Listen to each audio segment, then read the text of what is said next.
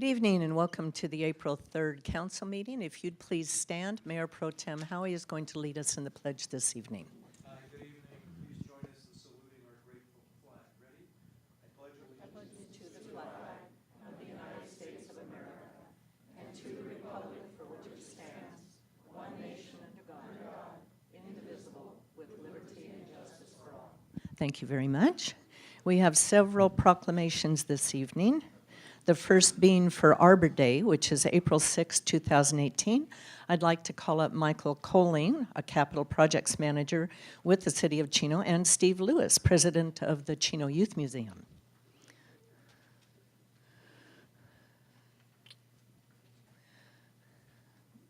Good evening.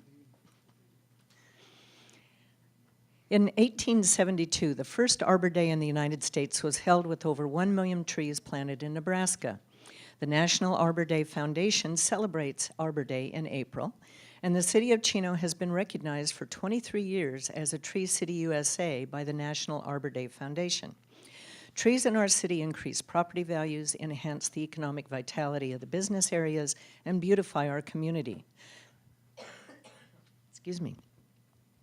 Trees can reduce wind and water erosion, cut heating and cooling costs, clean the air, produce life-giving oxygen, and provide habitat for wildlife. And whereas trees are a renewable resource, giving us paper, wood for our homes, and fuel for our fires, and countless other wood products, whereas through the cooperation of the residents of the City of Chino and community groups, the benefits of planting trees and proper conservation practices can be passed on in an enduring heritage of vital natural resources to the City of Chino and the citizens. Now, therefore, I, Eunice Emuloa, Mayor of the City of Chino, do hereby proclaim April 6, 2018 as Arbor Day in the City of Chino, and encourage each citizen to observe this day by planting one or more trees and by participating in the First Friday event at the Chino Youth Museum to learn more about the importance of Arbor Day.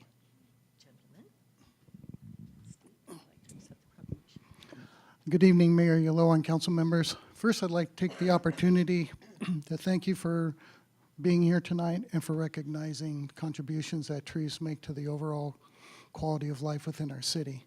What you may not know is that the city has over 30,000 trees within our public right-of-way, which includes parks, medians, and parkways throughout the city. We have a combination of city staff and contractors that maintain these trees for us on a daily basis. But unfortunately, with 30,000 trees around the city, we're not able to keep an eye on all of them at the same time. So we encourage our residents that when possible, that if you see something out in the field, whether it's in your neighborhood or just driving around town, a tree that looks like it has an issue, needs to be trimmed, whatever, please contact our Public Works Department at 334-3266, and we'd be glad to send somebody out to come out and take a look at it. So once again, thank you for the opportunity to be here tonight, and I'll pass the microphone on to Steve to talk about the Arbor Day celebration this year. Thank you, Mike. Yeah, I just want to quickly invite you guys all out to the Chino Youth Museum this April 6th. It's our first Friday event. First Friday of every month is always free. We're going to have environmental entertainment and have people, the kids can plant little trees. We're going to have food, light refreshments, crafts, some environmental exhibits to let you guys know more about trees and plants and things that are going on. So it's on the 6th from 3 to 5. So definitely come on down and enjoy your time. Thank you. Thank you for being up here this evening. Thank you, Steve. You're welcome.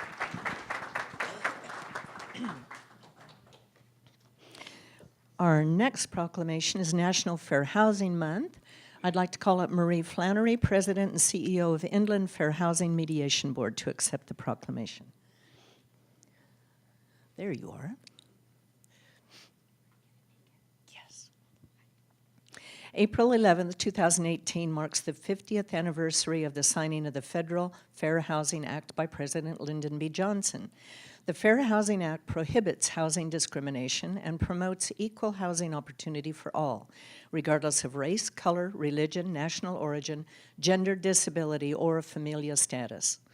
And whereas the City of Chino recognizes that equal access and choice in housing is integrally connected to access to other community opportunities and resources that shape life outcomes, such as health, safety, education, and employment.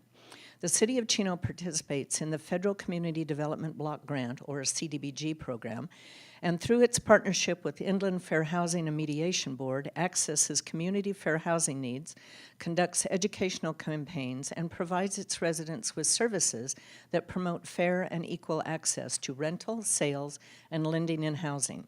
And whereas the City of Chino is committed to affirmatively furthering fair housing and promoting equal access and choice in housing throughout the community, now therefore I, Eunice Emialoa, Mayor of the City of Chino, do hereby proclaim the month of April 2018 as Fair Housing Month in the City of Chino, recognizing efforts by housing industry associations and nonprofit agencies, including the Fair Housing and Mediation Board, to further fair housing in our community.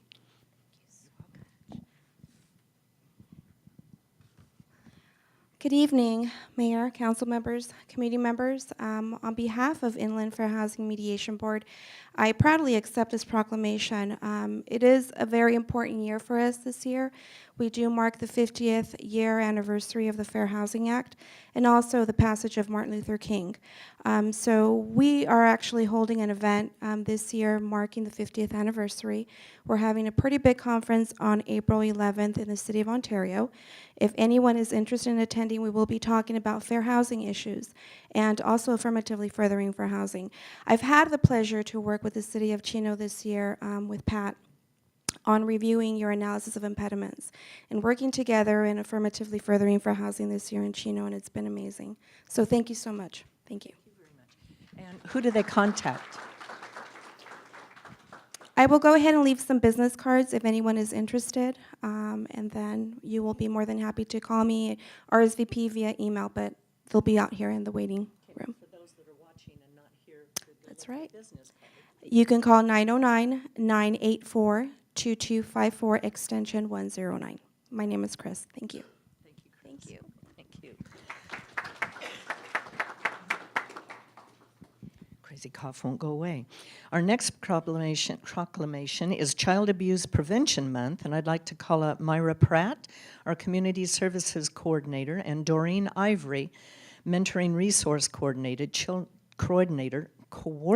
Children's Network of San Bernardino County.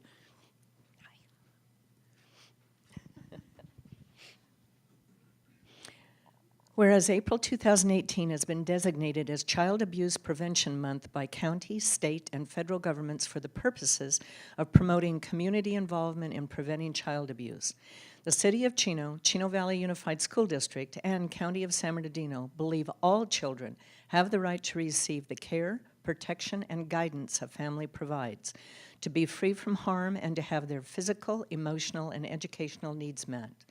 And whereas more than 33,000 children in San Bernardino County were referred to Children and Family Services for suspected child abuse and neglect in 2017, the prevention of child abuse requires rigorous solutions, energy, strength, determination, and commitment from concerned citizens and the entire community. The City of Chino, Chino Valley Unified School District, and County of San Bernardino provide services and professionals who are dedicated, compassionate, and skilled in the prevention of child abuse. And whereas child abuse and neglect can be reduced by ensuring each family has the support they need to raise their children in a healthy environment, the City of Chino recognizes the blue ribbon as the international symbol for child abuse prevention in order to raise the community's awareness and support for this cause. Now, therefore, I, Eunice Emialoa, Mayor of the City of Chino, do hereby proclaim April 2018 as Child Abuse Prevention Month in the City of Chino and encourage all citizens to join the effort to end child abuse. Ladies. Thank you, Mayor, you all, and council members for your continued support with the City of Chino Community Services Department. During this month, we definitely want to remind the community to keep a vigilant eye on our youth, especially if you have that gut feeling that something may be occurring, to definitely stand up and report. We have agencies like the Children's Network, Ms. Ivory here, who definitely works closely with our counselors and case managers to provide that additional support to our families. Hello, everyone. Thank you, Mayor. Thank you, esteemed City Council members. As we just said, April is National boy, I can't talk tonight. Child Abuse Prevention Month. Also mentioned in the proclamation was the fact that in 2017, the county's child abuse reports were very close to 33,000. And for the city of Chino in 2017, there were 749 child abuse referrals called in, which was an increase of about 31 from the previous year. We just acknowledge that child abuse in its various forms is very detrimental to the physical, emotional, and just overall well-being of our children and youth. And not only does it affect them, but it all rolls over into the health of our communities as well. So we just thank you and the City of Chino for acknowledging these facts and joining us and the County Board of Supervisors to just make our children the safest and best kids that they can be. Thank you. Thank you both for being here. Child abuse is a horrible thing for any child to go through and any family to go through. So, the next is National Public Safety Telecommunications Week. April 8th through the 14th, I'd like to call up Chief Comstock, and she will be introducing members of the police department in the communications unit. Thank you, Mayor. Good evening, Mayor and members of the City Council. I'm pleased to introduce tonight Public Safety Dispatch Supervisor Jen Boss, Public Safety Dispatcher Chino Varela, and Public Safety Dispatcher Fernando Palaz. And I'm not sure if I got his name right, Mayor. It's a difficult name to pronounce, but he says yes, it was good enough. Okay. Well, we're all having tongue-tied problems this evening. Whereas emergencies can strike at any time, and when they do, we rely on the vigilance. I'm gonna start over. Whereas emergencies can strike at any time, and when they do, we rely on the vigilance and preparedness of professional public safety dispatchers. Professional public safety dispatchers are the first and the most critical contact our citizens have with emergency services and serve as that vital link between the citizen and the first responder who may apprehend a criminal, save their possessions from fire, and save their life or the life of a loved one. And the safety and effectiveness of our officers and firefighters is dependent upon the quality and accuracy of information provided by the dispatcher. The professional dispatchers of the Chino Police Department answered over 113,000 phone calls and dispatched over 89,000 calls for service in 2017, exhibiting compassion, understanding, and professionalism during the performance of their job and contributing substantially to the high-quality public safety services provided by the Chino Police Department. And whereas the City of Chino proudly recognizes these dedicated professionals and commend them for the past 26 years of service, as well as their continued commitment to providing quality caring service to the Chino community. Now, therefore, I, Eunice M. Ulloa, Mayor of the City of Chino, in honor of public safety dispatchers whose diligence and professionalism keep our city and citizens safe, do hereby proclaim April 8th through the 14th, 2018, as National Public Safety Communications Week. Now, you guys have not been involved for 26 years, but Karen, would you like to talk a little bit about their jobs? Absolutely. First thing I'd like to do is to both thank the mayor and the council for their continued commitment to public safety and to the community.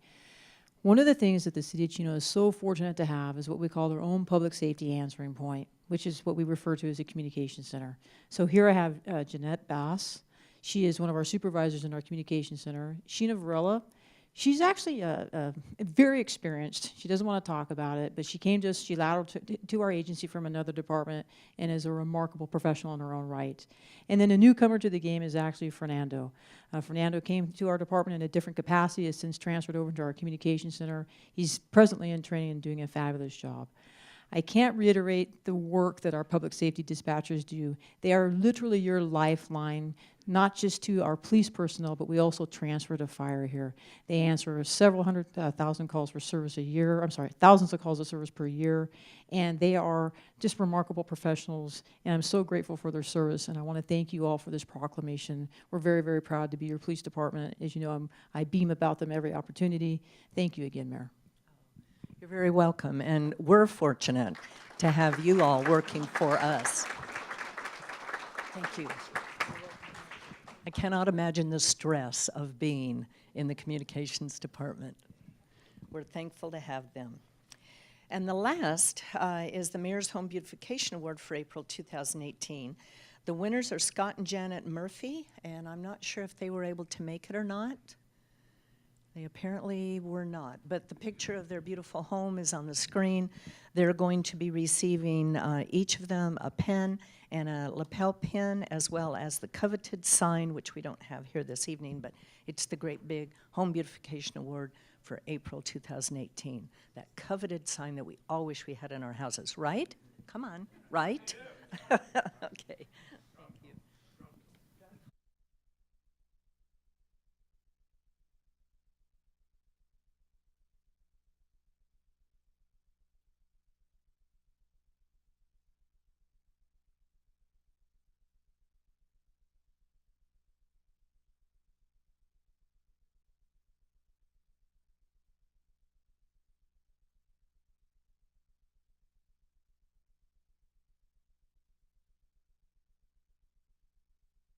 Okay, we did have a closed session item prior to the regular session being convened. I'd like to call upon our attorney, Mr. Fred Galante, to report out any action that we took in closed session. Thank you, Madam Mayor, members of the council. The City Council met in closed session and discussed the following items as listed on the closed session agenda. Specifically, item number 1, conference with real property negotiator concerning the property at 6210 Riverside Drive, with a negotiating party including Callisto LLC. Under negotiation was price and terms of payment.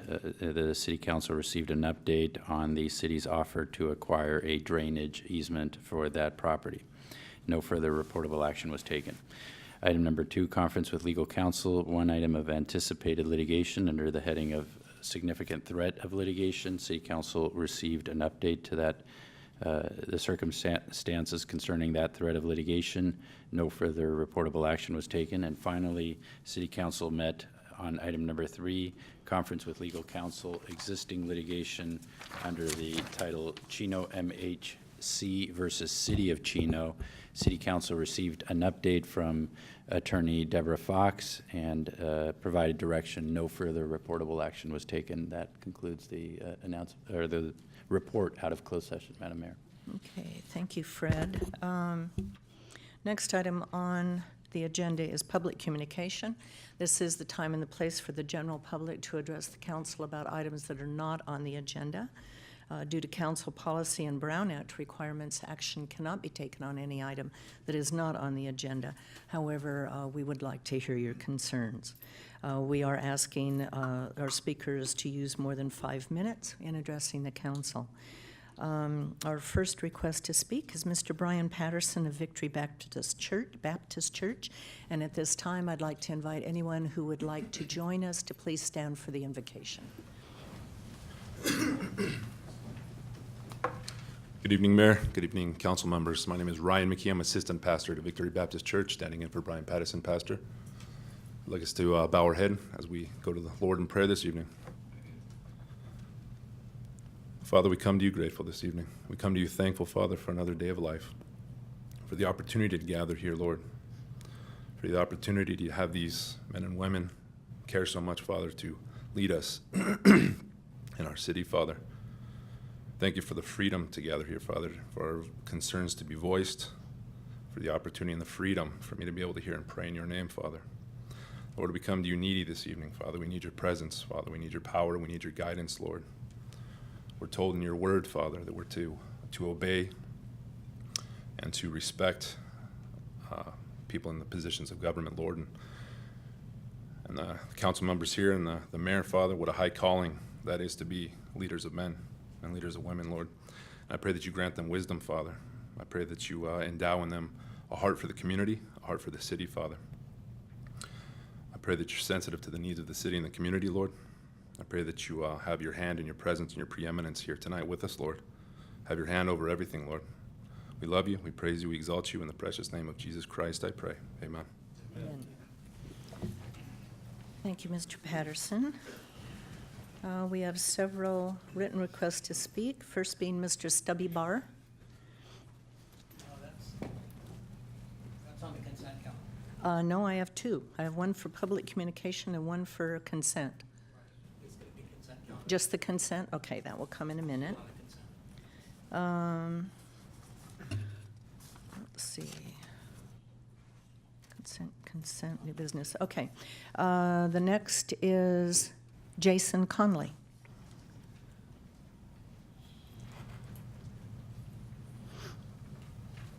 Good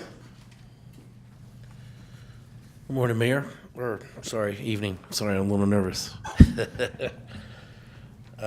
is the first time, I'm 26 years in Chino.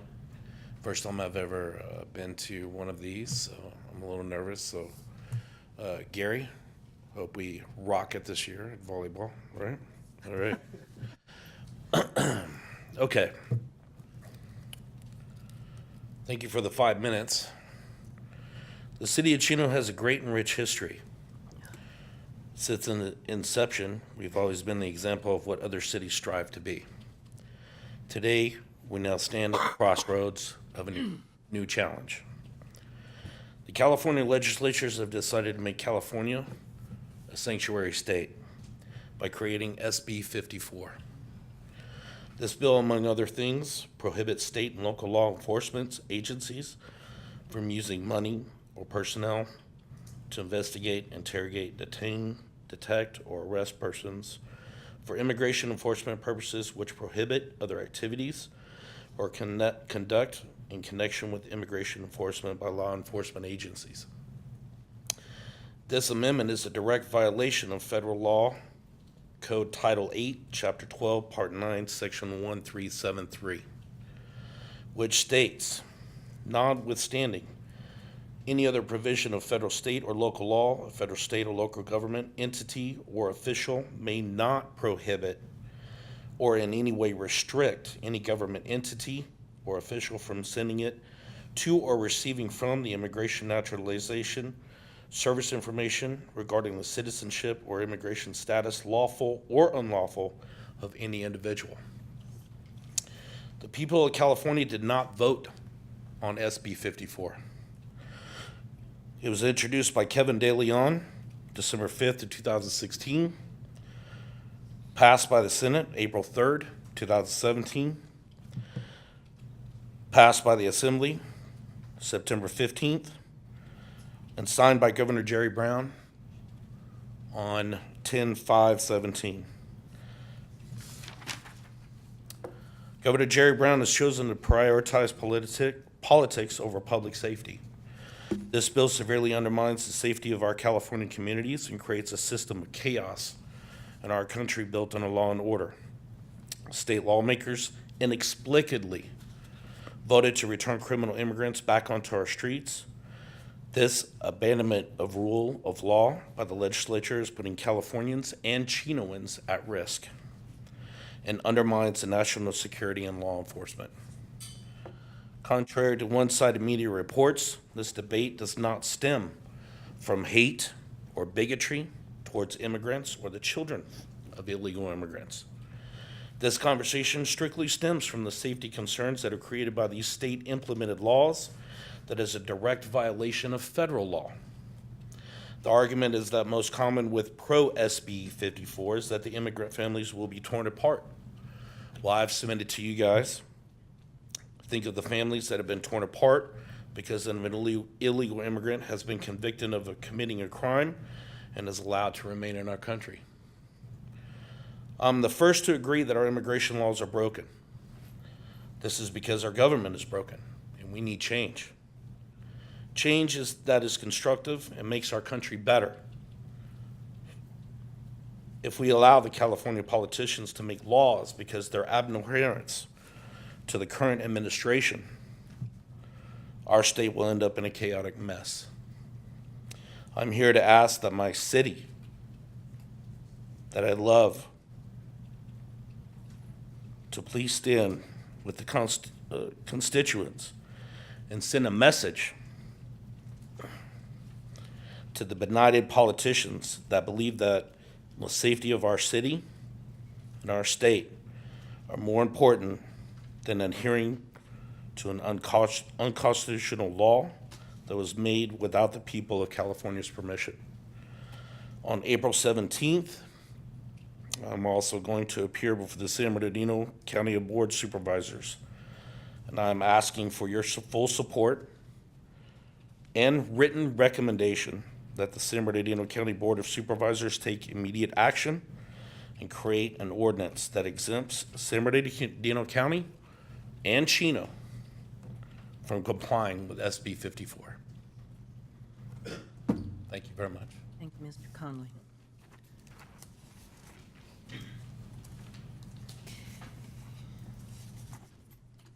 Thought I had one more. Wasn't there one more?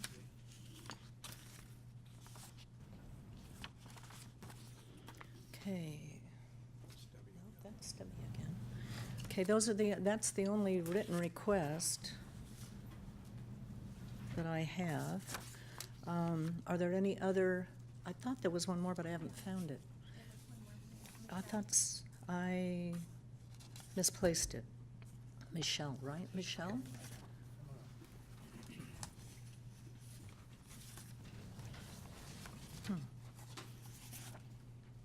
Oh, there it is. I apologize.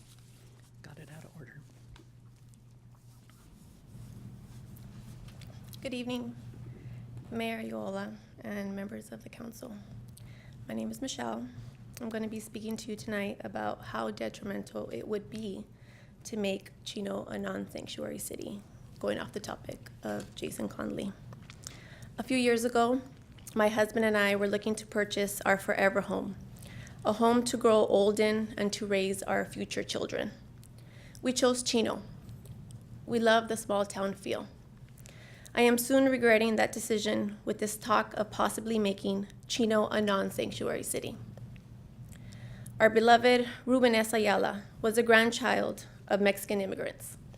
He went on to become the mayor of Chino and a California state senator. We now have a park named after him as well as a high school, among other things. Chino can help continue these success stories now in real time. According to this book, simply titled Chino, a variety of ethnicities, including African Americans and immigrants from Mexico and Asia, have been among Chino's dairy owners and farm laborers. The 1920s brought Swedes and Swiss. Dutch and Portuguese arrived after World War II. Immigrants, whether they were undocumented or not, are a deep part of Chino's roots. On an economic level, being a non-sanctuary city would affect countless businesses within Chino, from big corporations like Target to the small mom-and-pop shops that operate here. Hardworking small business owners from all backgrounds rely on Chino residents to support their families. A non-sanctuary city would essentially make Chino a ghost town. Think about that. No longer would you see mothers and fathers at the grocery store shopping to feed their children.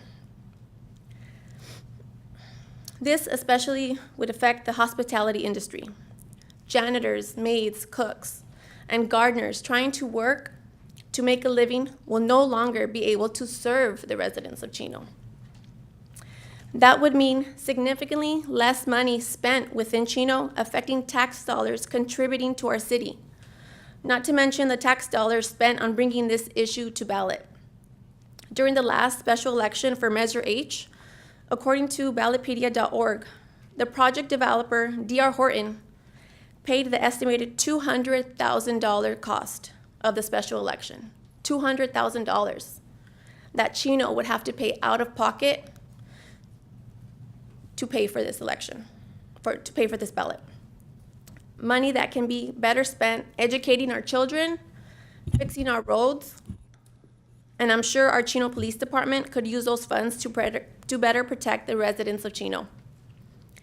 On a humanity level, it would be a devastating blow to the undocumented residents of Chino, and especially their families. No longer will undocumented immigrants be able to work for fear of deportation. They are usually the breadwinners of their households. Think of the children who are American citizens, who will soon be orphans. The cost of raising these children will be a burden to Chino residents in the long run. Imagine for a moment being a child, getting dropped off at school, not knowing if your mom or dad are going to be there to pick you up when you get out, because ICE deported them on their way to work. These are children. These are our children. These children did not choose for their parents to be undocumented. However, they will suffer the consequences.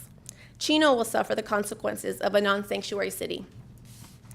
Let's take a step back and put ourselves in these undocumented immigrants' shoes. These people are usually fleeing violent countries, fearing for their safety. In many cases, there is a very little work available to support their well-being in their countries. These people are leaving their country for a foreign land just for a chance at a better life for themselves and their families. Coming to America doesn't guarantee that guarantee that. They risk their lives for just a chance to live the American dream. Tearing families apart is not the Chino way. These families are already broken. They're already separated from the family they left behind in their home countries. They are unable to visit their dying parents or attend family funerals because they are unable. Your time is almost up. Okay, they're unable to visit. Let's be clear. ICE will still be able to operate without hindrance, regardless if Chino is a sanctuary city or not. ICE will continue to deport undocumented immigrants with or without the assistance from the Chino Police Department. This will not change. Michelle, your time is up. Can you wrap up, please? Sure. Just, this country was built on the blood, sweat, and tears of immigrants, and I hope that we can look further into this issue on a personal level, humanity level. Thank you. Those are the only two written requests to speak that I have this evening. Is there anyone else in the audience that would like to address the council on an item that is not on the agenda? Okay, before any council comments, we have a tradition here, and that is that we call up any students that are in the audience for them to obviously say who they are, what school they attend, and their teacher's name and the class on why they're here. We may not have any students this evening because I think it is Easter week, but, oh yes, we do. I see at least one in the background, if not two, in the back of the room. If you'd like to come up, please.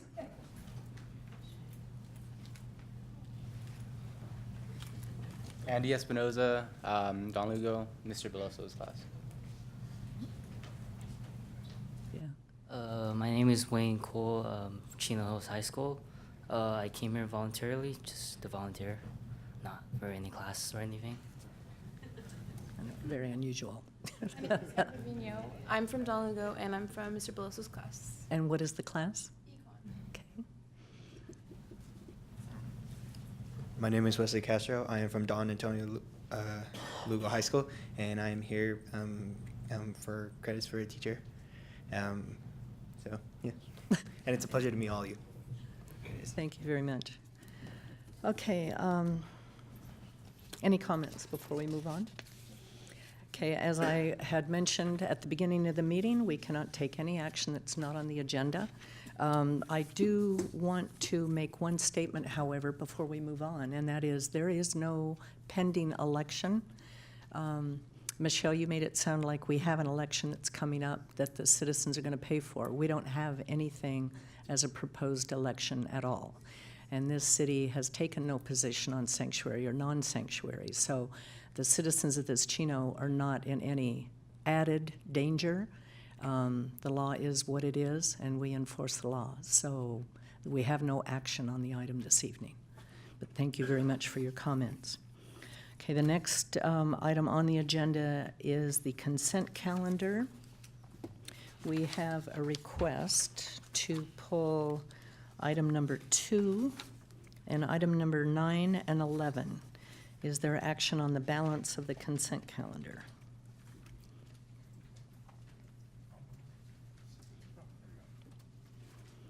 Okay, there's a motion from Mayor Pro Tem Howie, second from Councilman Earl Elrod. And the balance of the consent passes 4 yes with 1 being absent, that must being Councilman Rodriguez.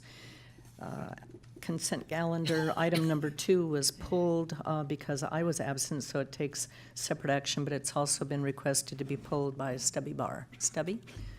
And item number 2 are the minutes from the regular meeting of March 20th, which I was absent. Thank you, Mayor.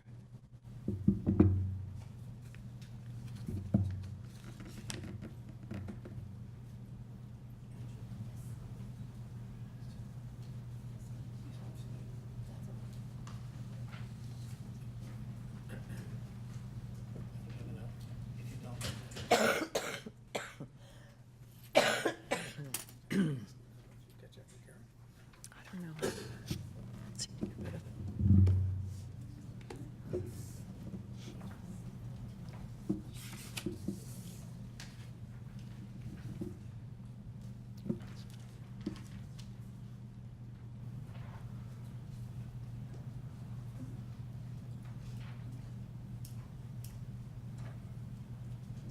Thank you, Angela. I had this item pulled because I was concerned. I had spoken to the council prior to closed session last 2 weeks ago. And one of the items that I discussed was a possible violation of the Brown Act. And I found out through a phone call that portion of the meeting is not televised, so the public doesn't get the chance to see it. The television recording only starts at the beginning of the open session. So I would like to see the minutes reflect that fact. It does not. As you can see there in closed session, it covers my concerns with Frontier, but says absolutely nothing about the Brown Act violation. Or as an option, I would be willing to read a summary into the record this evening. Fred, what do you? The summary is the bottom of the first page of the stapled item. Madam Mayor, the speaker can make any comment as far as what items he wishes to have on the record. So Stubby, if you wish to read that paragraph, then it will become part of the record.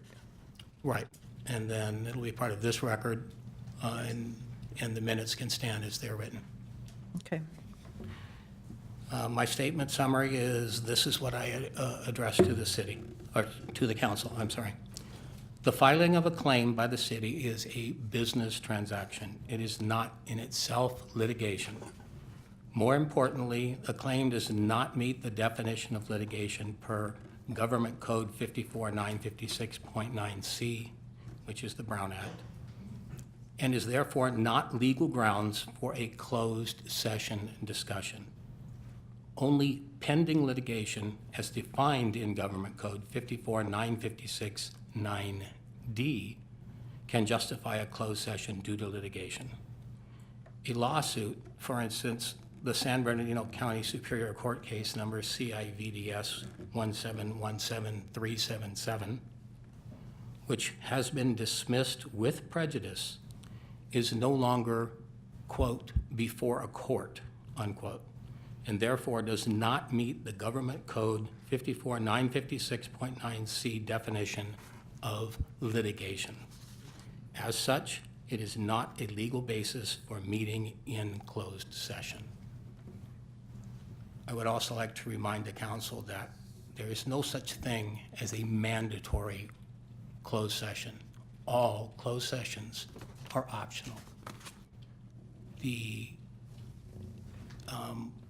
preferred method would be to look for a reason to be forced to go into closed session, and if there is none, to do it in open session. Thank you for allowing me to read this into the record. Thank you, Stubby, for your input. Okay, so the record will reflect Stubby's requests and his comments. Fred, do you have anything additional to add? Madam Mayor, the only thing I would say is that it is true there was a dismissal with prejudice. The claim, I believe, addresses a settlement of that lawsuit. And for the reasons I cannot state, because they are attorney-client privileged and subject to the closed session discussion, if there are questions related to a settlement agreement that a city enters into of a case, I believe it would be appropriate to label it as we have.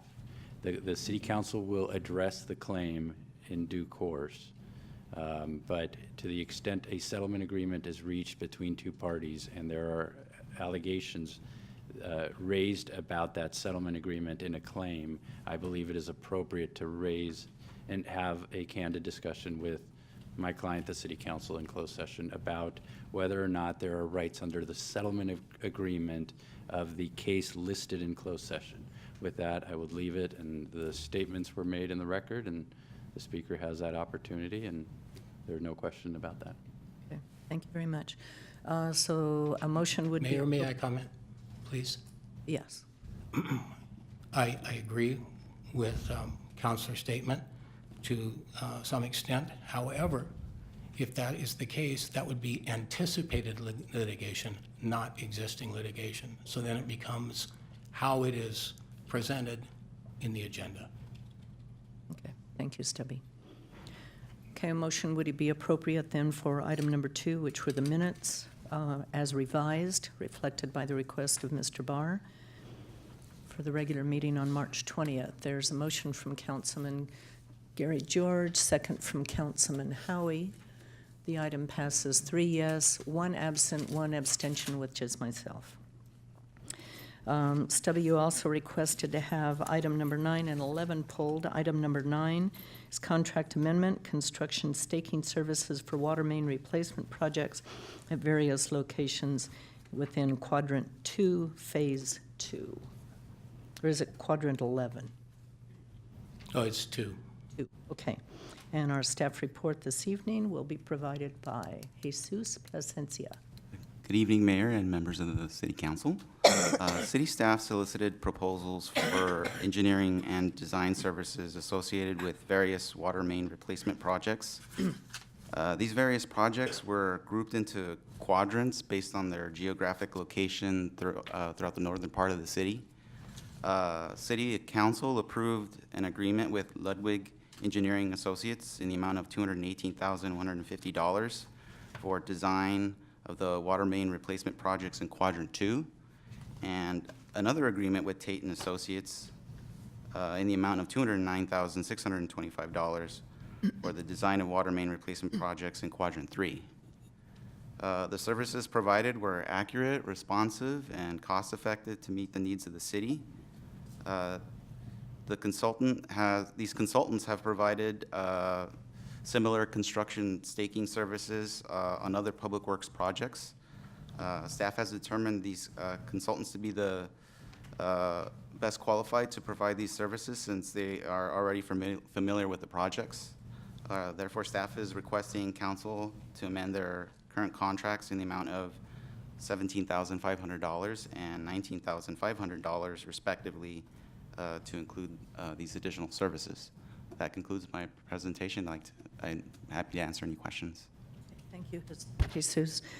Stubby, you had questions on item number 9 and 11? 9 and 11 are basically the same. There's just 2 different quadrants. These contracts these are contract amendments are for construction staking. That is a part of the construction process.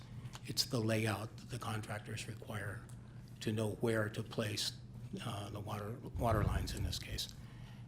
Normally, it is part of the competitive bid process. It was not included for some reason on the bid schedules. It was included in the specifications for both projects, but it was not on the bid schedule. The engineering contracts that we're amending are for engineering and design services. So why are we creating this convoluted arrangement? We're the owner, we're contracting with a contractor to do the work, and then we are also contracting with what would normally be one of his subcontractors. So this is not a typical arrangement by any means. This would be like the city saying, we're gonna dig the ditches for you to put the pipes in. And it may lead to issues. It may not. Both of these are very small and pretty simple projects, but I don't understand why it isn't attached to the contractor's contract. I understand it wasn't in the bid schedule, so it wasn't bid, but that's where it rightfully belongs in both of these cases. Jesus. I don't disagree with Stubby's statements. These are not typical. In the interest of trying to move forward with the projects, staff thought it was best to amend the contracts with the design consultants, since they have done this work before. But in the future, I think we're going to endeavor to do what Stubby is suggesting, that we include this in the bid specifications for the construction contractor. Okay. Okay, Just thank you. as a note, we have never done this in the past. This is the first time we have contracted for construction staking. It's normally, and it was here, it's part of the specifications, I believe 9.2 in the general specs. But apparently it was omitted from the bid schedule. Okay. Thank you for bringing that up, Stubby. Apparently staff realizes that, and as Jesus said, this is a way to expedite the contract, apparently. So thank you for bringing that up. And expedite the contractor's contract in the same method. Thank you. Thank you. So a motion for item number 9 and 11, I believe we can take them together, would be appropriate. That is correct, Madam Mayor.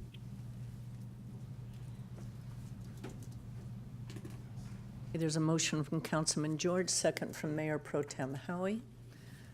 The item passes 4 yes with 1 absent.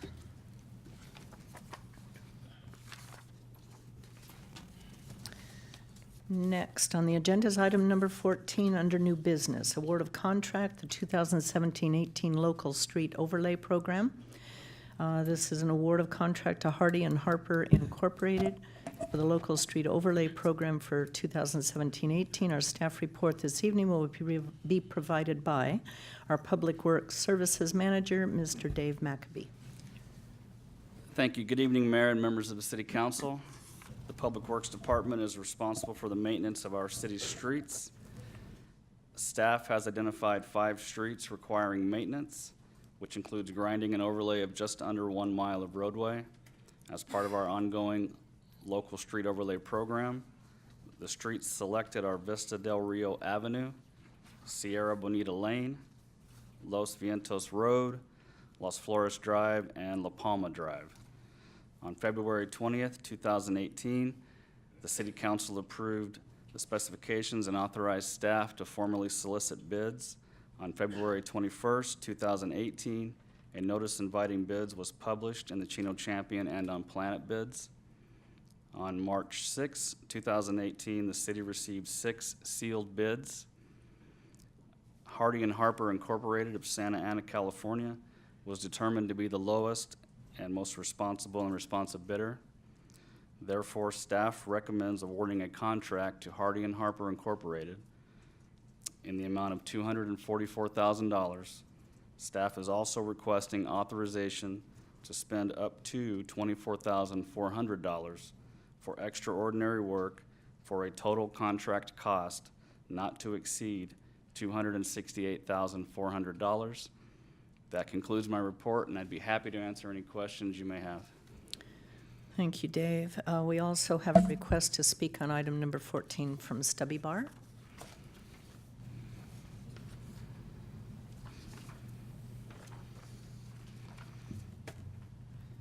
I should just make this my permanent seat. I know. You should just wheel backwards right there in the first row. Yeah, then they can't hear. Oh. Do you all have access to packet page 103? If not, I have them printed out. Yes, we each have our packets. You do? Uh-huh. Okay. A couple of things about this. First, a very quick one. One, this is not a maintenance contract. This is a capital improvement. It should not be a maintenance contract. Aside from that, it shouldn't be a contract at all. Prior to this, we have never had a local street overlay program. We have had a residential street overlay program.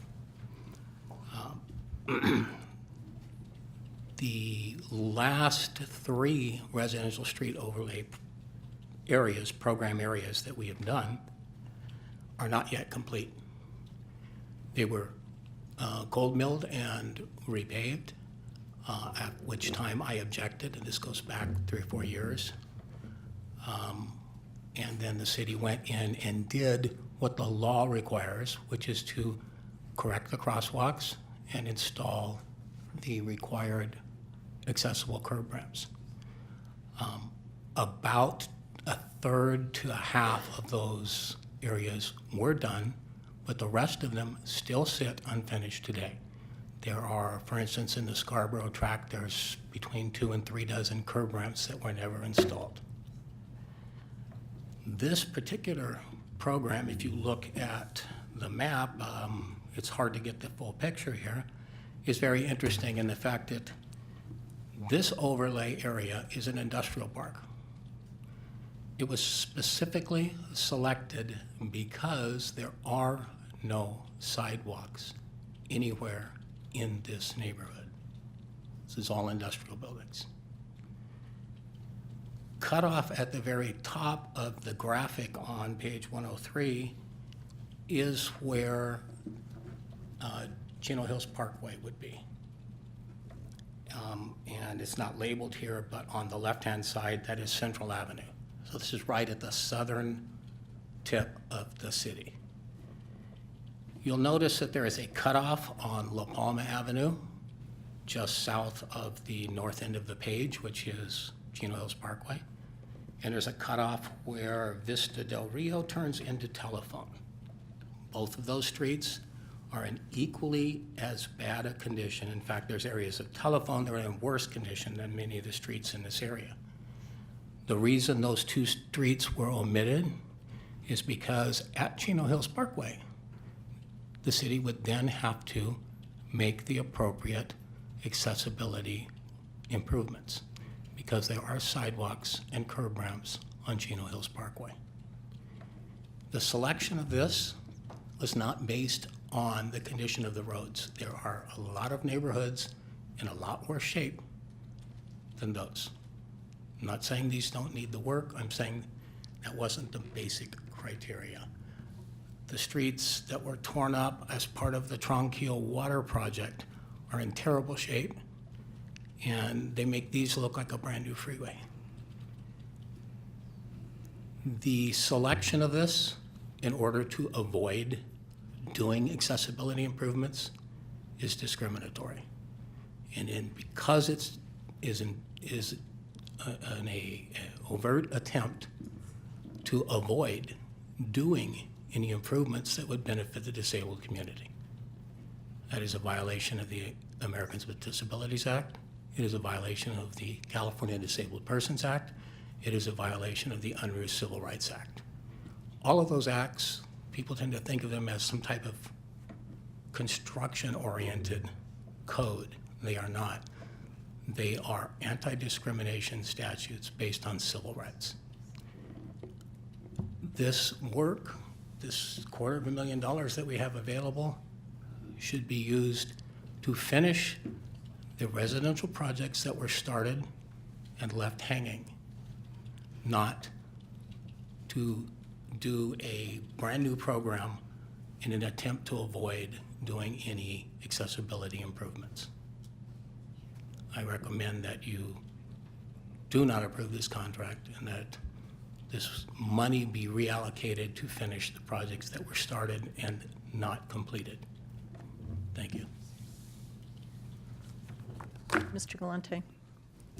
I would just point out that I actually agree with Mr. Barr that this is not a maintenance contract. It was actually bid out, and the bid specs are public works specifications. So I know the contract does say the word maintenance services, but all of the attachments are consistent with our public works process. So I just wanted to make a notation on that.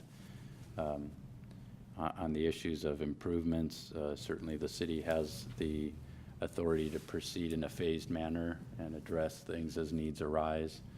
The fact that you can't address all of the particular improvements at once is not per se violation, but certainly if there are issues that he can identify and work with staff on, perhaps there could be a dialogue there. But as far as your ability to pick certain segments of the city to improve, that's within your discretion. We have, if I recall, many years ago, we had a program that we implemented for street maintenance.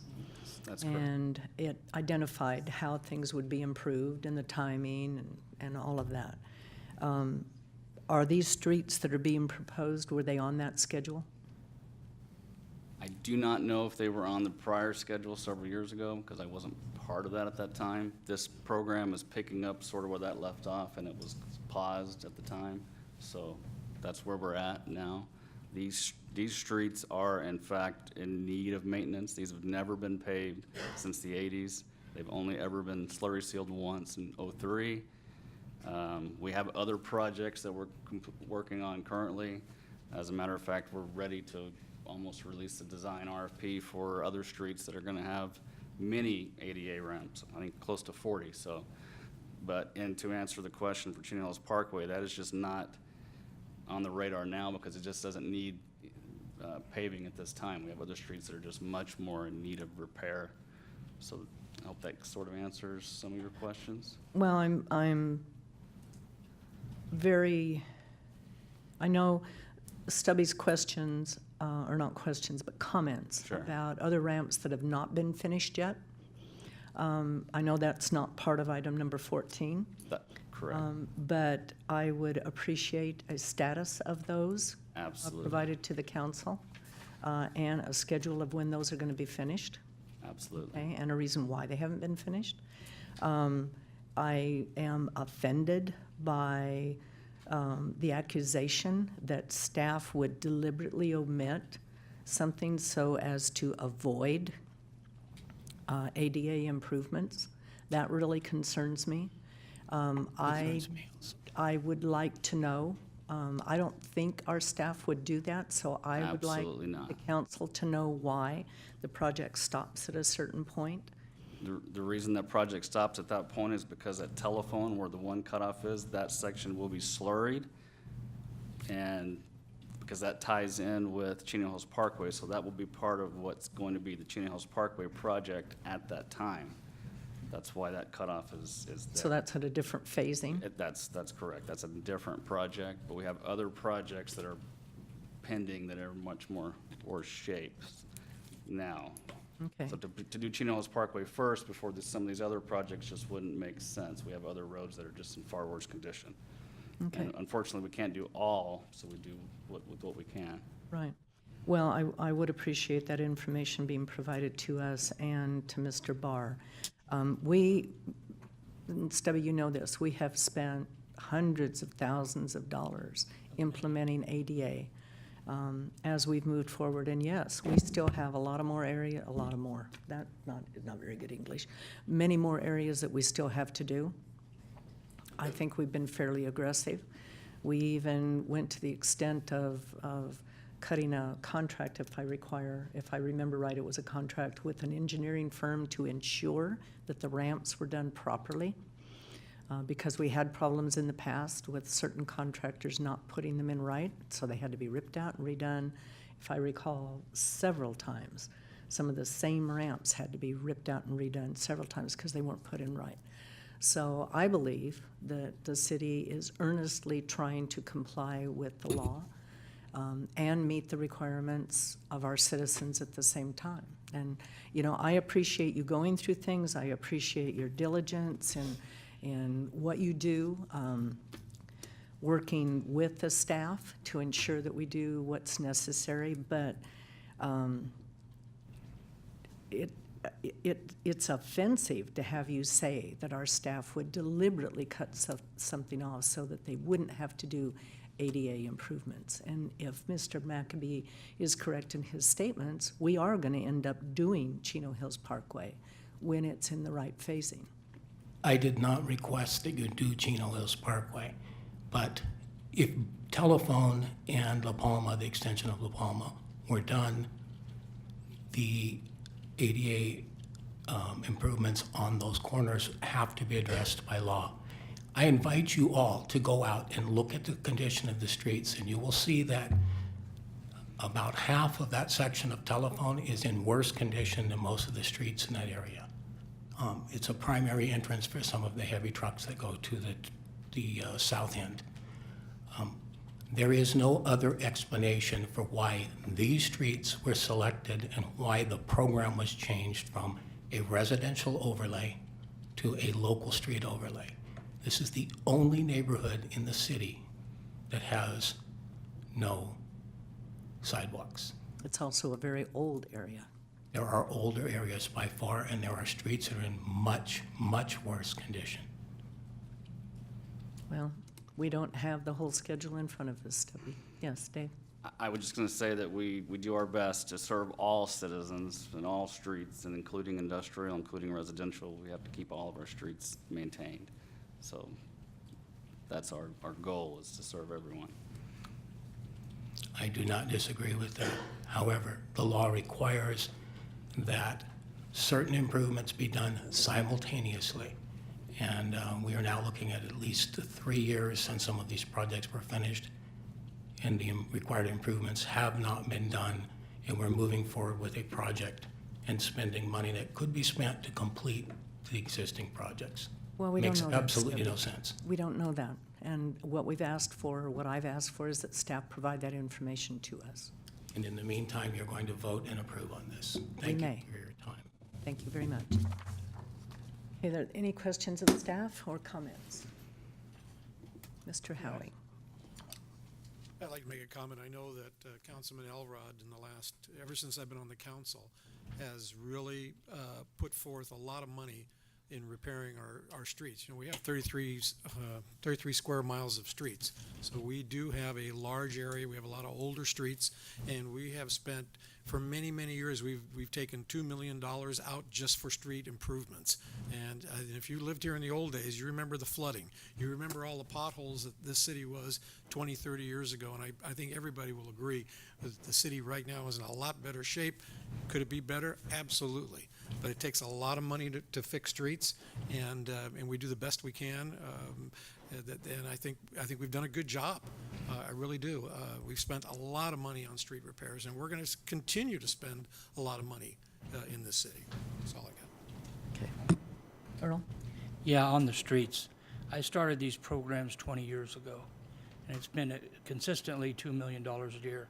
That's $40 million we put back into the infrastructure. That doesn't include the sewer lines we put in and those streets being repaired and things like that. It's probably in the hundreds of millions that have been put in these streets. And it's hard, everything wears out. The overlay program, or not the overlay, the slurry seal, was because we weren't doing it before, and our streets were deteriorating quicker because we weren't doing it. By slurring the street, you get a longer life out of the street. So we've done a lot of positive things on the streets because they were in bad shape when I got on here 20 years ago. Thank you. Any other comments? And a motion would be appropriate, please. Okay, there's a motion from Mayor Pro Tem. No, I'm sorry. Motion from Councilman Elrod, second from Councilman George. Tom?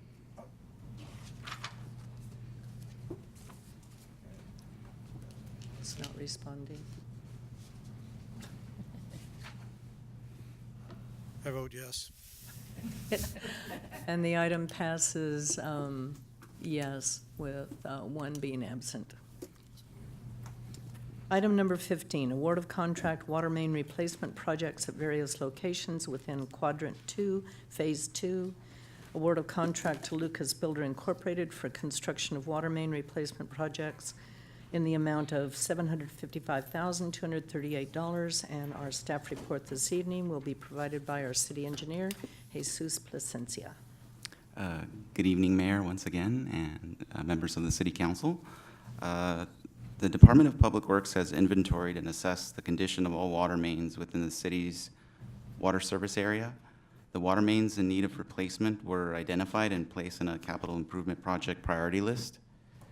Additionally, the water mains in need of replacement were grouped into quadrants based on their geographic location throughout the city. Construction of the water main replacements in Quadrant 2, Phase 2 consists of replacing existing water mains on Adams Street, Harding Court, Dunlap Place, Butterfield Place, Jackson Street, and Independence Court. Plans and specifications were prepared for these water main replacement projects, and a notice inviting bids was published in the local newspaper. On February 10, 2018, 10 bids were received, and Lucas Builder Incorporated of La Habra, California, was determined to be the lowest responsible bidder with a total bid amount of $755,238. Therefore, staff is recommending that the City Council award a construction contract in the amount of $755,238 to Lucas Builder Incorporated, as well as authorize expenditures of up to $75,523 for project contingencies and $25,000 for construction support services. That concludes my presentation. I'd be happy to answer any questions. Okay, thank you, Jesus. Would anyone like to address the council on item number 15? Okay, council comments or questions? These are old areas. Okay, then I would entertain a motion. It's a motion from Councilman George, second from Mayor Pro Tem Howie, and the item passes 4 yes, 1 absent.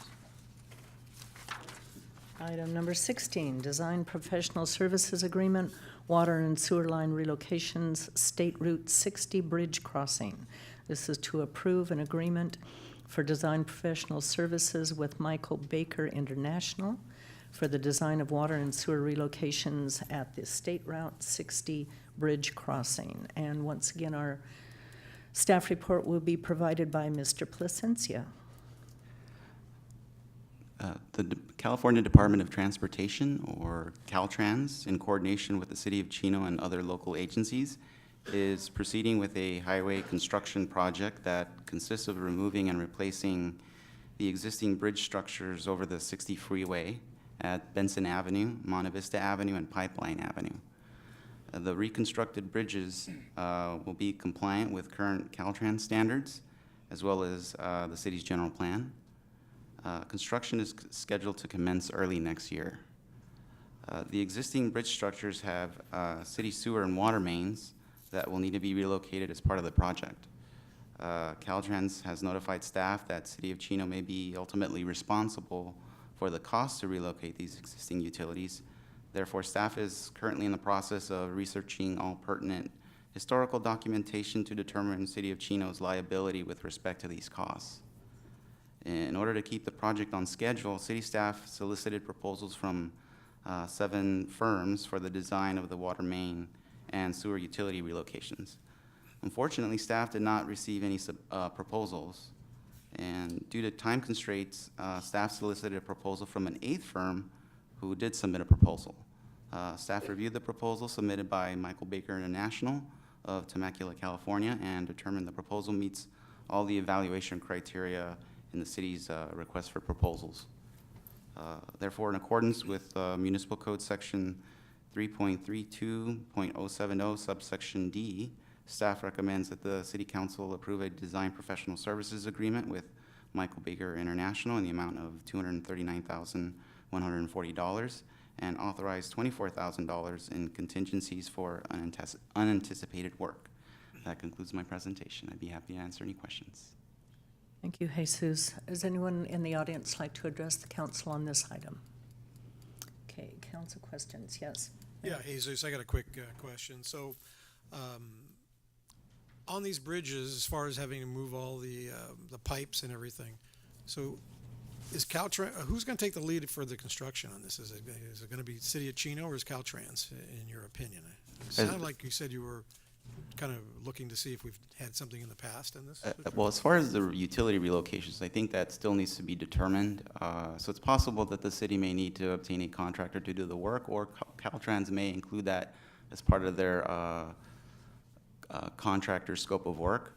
I think the big question is who ultimately is going to be responsible for the costs. Right. So we have provided Caltrans with some information to support why we think that Caltrans is responsible for the cost, but I think we need to provide additional information to them. So we're still working on that at the moment. Okay, would that be through the District 8 office here? That's or? correct. Oh, okay, great. That's it. Any other council comments, questions? Okay, then I'd entertain a motion.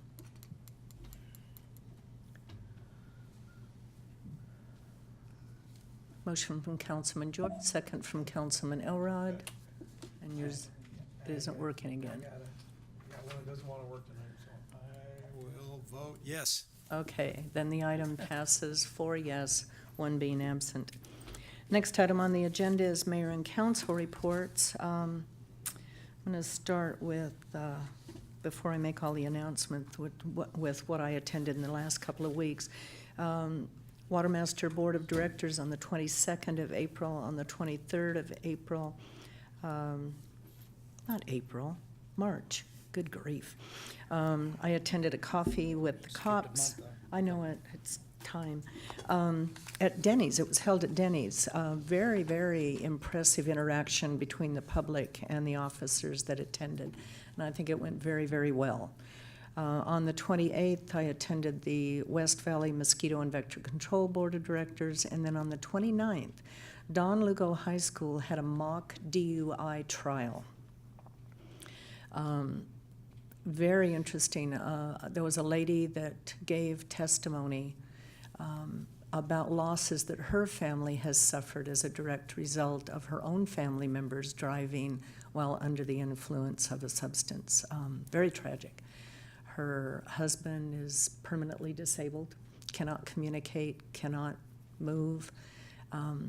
Her children now, I think it was 5 or 6 years, that these kids have not had any kind of relationship with their dad because he can't communicate. Her brother also was in a horrible accident caused by himself because he was under the influence. And the impact that it had, I think, brought many people in the audience to tears. It's very well done. There was a judge there as well as some attorneys for this mock trial for this young man that in the mock trial had been in an accident due to being under the influence of a substance. I really hope that the kids that attended that DUI court, the mock trial, were really paying attention, because it may not only save their lives, but maybe the lives of friends or family members, and hopefully will give them the courage to just don't get behind that wheel. Or if it's a friend that has been drinking or participated in drugs or whatever, that they have the courage to stand up and tell them, don't go, don't drive, take the keys from them, drive them home, do something, because it's not worth Uber, whatever. It's not worth the price of taking someone's life or causing someone a permanent disability. Our lives are too short. And it was, I think it was an excellent event for the kids. They did one on Thursday and one on Friday. Then I also got to experience AT&T's Impaired Driving Simulator. That was interesting. It was a 3D type device. You kids know what it is. You put this head thing on, and it's bizarre. Us older folks, I'm not too used to that kind of new technology, but whoa, it was no, but it was just weird because these people are like right in front of you, and you can look around and see 360 degrees. But it was testimony from people that either had been victims of someone who had driven under the influence, or maybe they had even caused an accident. that was very impressive. So Don Lugo is doing a really, really good job with their kids, and the principal there is fantastic. So for official things now, I want to give one last reminder that on Saturday, April 7th, from 9 a.m. till noon, Healthy Chino, along with Chino Valley YMCA, will be having a Healthy Family Day at Ruben S. Ayala Park. They're going to be holding this near the YMCA building on 5575 Edison. This is a free event that promotes individual health and fitness, which will include entertainment, fun demonstrations, contests, and much more. For more information, please call 909-334-3258. Also, I'd like to give a final reminder that on the 16th, that the 16th annual Chino Kiwanis Cornfeed Run Car Show, Cornfeed Run Car Show and Cruise will be happening on Saturday, April 14th, beginning at 8 a.m. This is one of our most anticipated events with classic cars, open header contests, very loud, music, food, and much more. The event is open to all pre-1976 cars, motorcycles, and big rigs. So if anyone has any event and registration questions, please call 909-591-4162.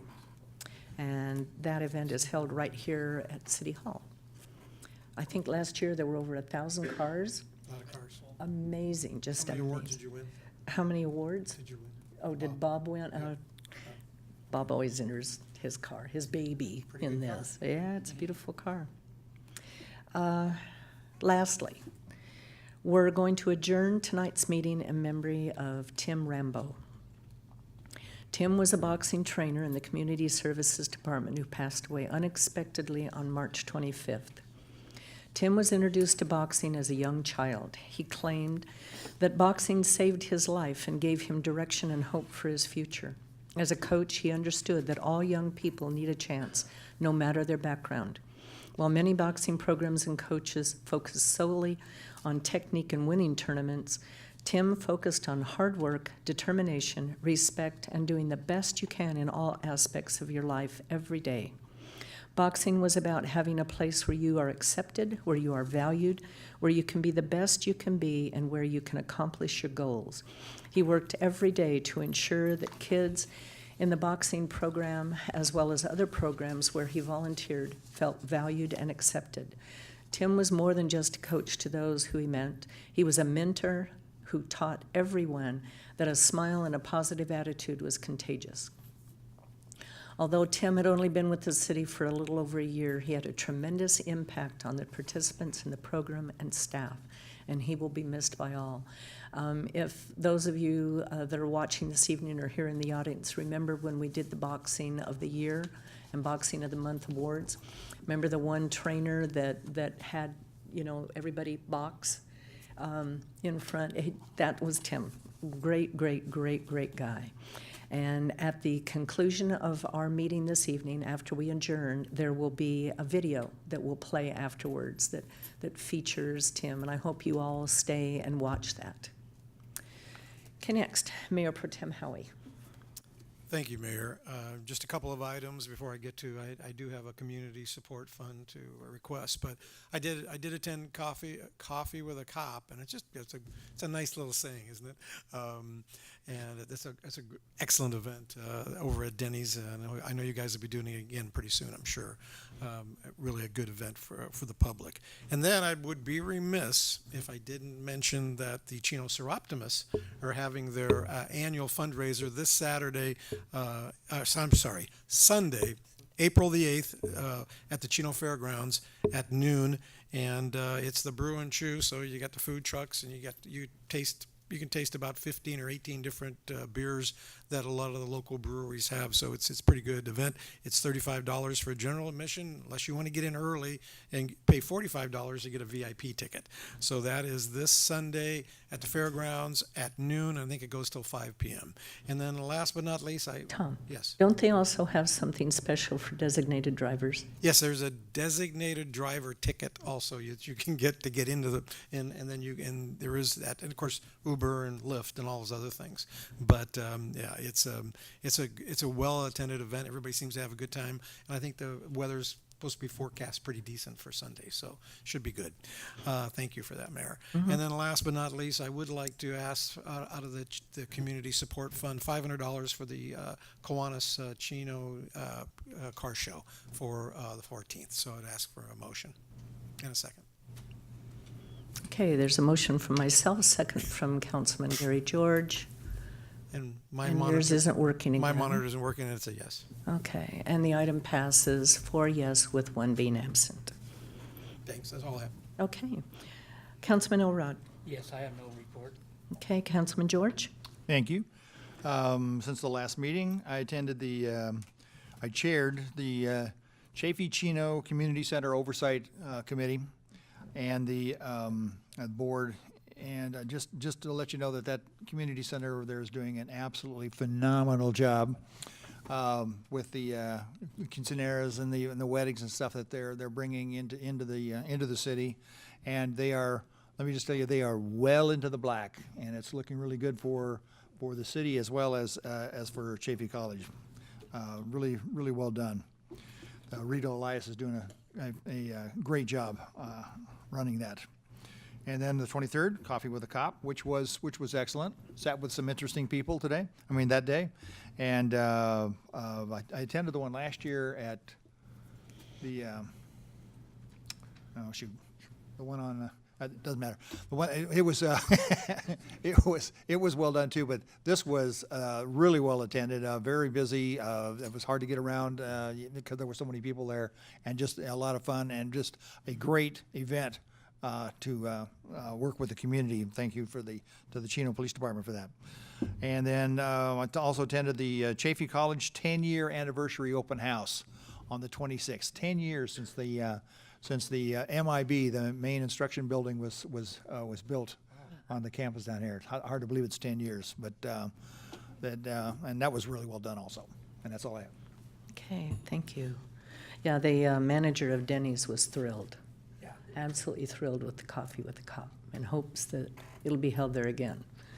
So he was very happy. I thought Councilman Elrod would talk about this. Do you want to go ahead and cover it? Well, on April 7th, the Chino Bass Club is celebrating 50 years of being a club in Chino, and they're going to have speakers that started the club and a number of things. One thing they didn't put on our flyer is the time, so I don't know the time, but can you read their? Yeah, their website is Chino Basque Club. That's spelled ChinoBasqueClub.com for more information. And I believe it's 4 o'clock. Yeah, 4 o'clock it starts. And they're. That's bass time, so it could be 5 o'clock. So. That's true. And it will be held at the Bass Club. At the Bass Club. The Bass Club, yes, across the street from CIM. Across the street from CIM, okay. And then the flyer also says round out your weekend with a Basque Mass at St. Margaret's and a Basque breakfast at Centro Basco the next day. Now that's the day there. Well, their breakfast is like 3 or 4 hours. Oh, easy, yeah. Sometimes they're there for dinner. You know, I forget how many cases of eggs they go through that day. It's amazing. You know, it's an experience, and it's served family style, so they just keep bringing out platter after platter after platter of food, and it's not just breakfast. I mean, it's pork chops and French fries, and I mean, tons of food. I think Bob and I ate there once on one of their breakfast brunch things. Oh, yeah. I went home and about died. Oh, it's ruined.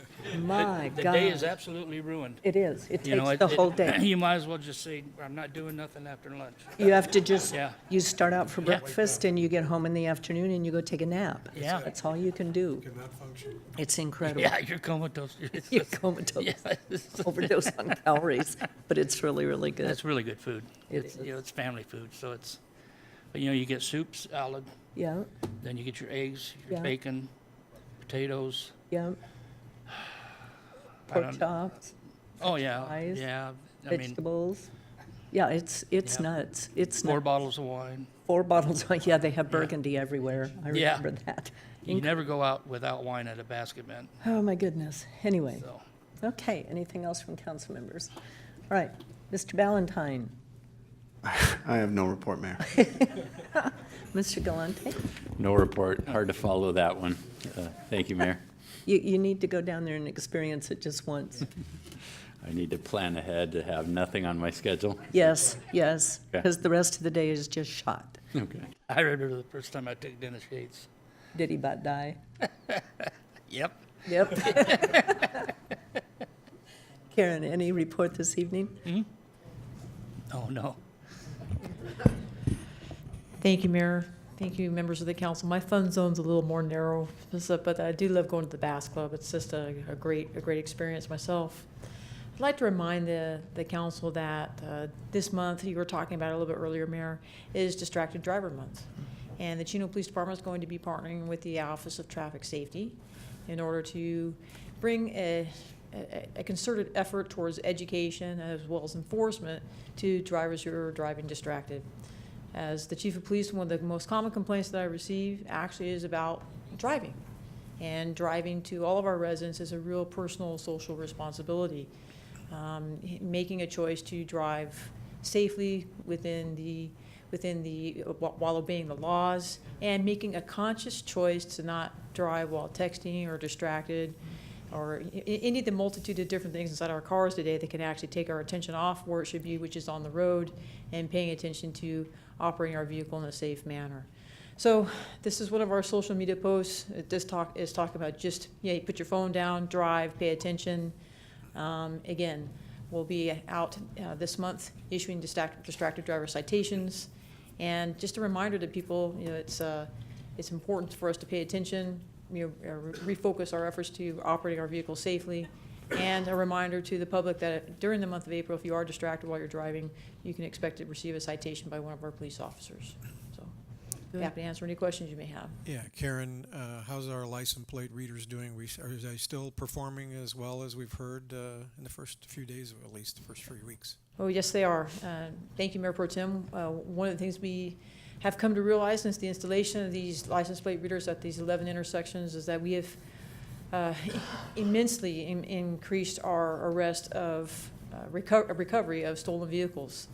And we can turn those vehicles around back to the rightful owners. But what's more important is in almost every one of those vehicle stops, we've also arrested people who were coming through town, either lots of probationers, lots of parolees, and also lots of narcotic-related offenses or different crimes that we've been able to detect that would have otherwise gone undetected. So the vehicle component of it is certainly one end, but removing these offenders who are coming through town, most likely in stolen cars to either commit other crimes or just traversing through town, looking for different opportunities potentially to commit crimes. It's allowing us to identify those offenders and remove them from our community as well, which is keeping our community safer. Ignorance is not bliss when it comes to the law and those manners. So I was explaining to the city manager earlier, although we have seen an increase in our stolen vehicle statistics, the positive end of that is removing these offenders from our community so that they don't have the opportunity to commit, victimize our residents or commit more crimes here in Chino. Great, thank you. Well, Karen, I'm proud of the job that the Chino PD is doing. Word should get out to the criminal world that don't come into Chino. We'd like it that way, Mayor. Don't victimize Chino residents or visitors, just stay out of our community. If I like to tell people, if you'd like to come here lawfully and obey the law and enjoy yourself and go to the Bass Club and have a good time, then we welcome you. But if you're going to come here and victimize our community or commit crimes of opportunity, that our police officers are both proactive and certainly well attuned to seeking out this activity and putting those people into the West Valley Jail. Yep, absolutely. Thank you very much. Thank you, Mayor. Karen, I have a question. Yes. I have one of those Ring doorbells. Mm-hmm. And Yes. I've been getting notices now of car break-ins. One today even had a picture of the guy breaking into the car. Are you involved in that to follow up on those? Oh, absolutely. Should be a help. I mean, No, we like the Ring product. We like different camera access. And what can happen with those is we have people upload that information. They can send it directly to us as the police department, or they can notify us, and then we're taking those videos and actually uploading them into some technology we're using called 9Blue3. So if we have one of these instances where a crime, let's say a package theft off your porch, we go out and take the report, we're able to take that video and within minutes of taking the report, putting it online for our police officers to look at it, look at who that video is, and in the event that that offender has stolen other packages, or sometimes you have people once it's posted, we're like, hey, that person is so-and-so or this person. We're using that technology, Councilmember Elrod, to solve crimes and get the word out about other offenders. So it's really good technology. Yeah, the word gets out there fast with them. It sure does. It sure does. Was the instance where we had the stabbing here in town. Mhm. I got it on Ring before the city notified me. Oh, it's It's yeah. fast. I mean, yeah. Those alerts and those notifications are helping us. I call them, you've heard me refer to them in the past as force multipliers for us. We're using, we're still in, I would say, in the infancy stages of adopting a lot of those technologies and really understanding how they can work for us. But as they're coming online, we're maximizing their potential and using them every day in different ways to solve crimes and keep the city safer. Well, the good thing too is that it makes people more aware of what's going on. Certainly. And, instead of just looking down at your phone and paying attention to your games or social media, look up, see what's going on around you. We also have people, when they share that on social media sites, if there's been a crime committed, we have people call and say, hey, I think that's so-and-so, or I think it's my neighbor, or different things. So it's been effective for us. We haven't solved every single crime, but we're solving more now with the use of these technologies than we have in the past, and we're grateful for it. Thank you so much for continuing to allow us to fund not just any technology, but the smart technologies that are helping us work more proficiently. Thank you. Thank you. And anybody here from AHA? AHA. Chief. Fire. I don't know. The chief doesn't come anymore. Chief doesn't like us anymore? I don't know. I'm a deputy chief. Hopefully that counts. Yes, it does. Madam Mayor and City Council, good evening.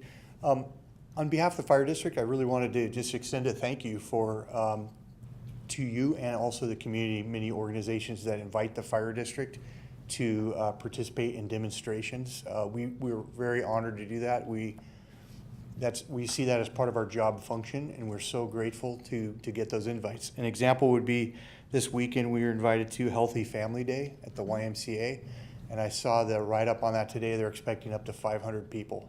So we love to have our fire engine or fire truck there, perhaps a paramedic squad, and be able to interact with the public in that way. Another obvious, as